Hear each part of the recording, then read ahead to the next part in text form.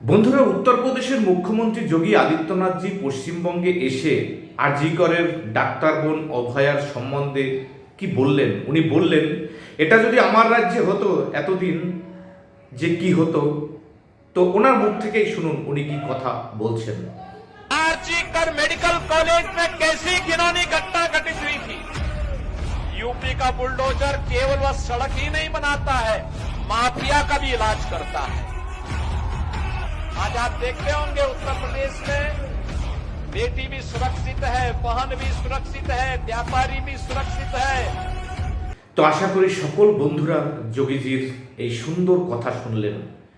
তো আমাদের পশ্চিমবঙ্গে যোগীজির মতো শাসন যদি করতে হয় তাহলে কিন্তু ভারতীয় জনতা পার্টিকেই এখানে আনতে হবে। তার কারণ ভারতীয় জনতা পার্টির একজন মুখ্যমন্ত্রী যোগীজি।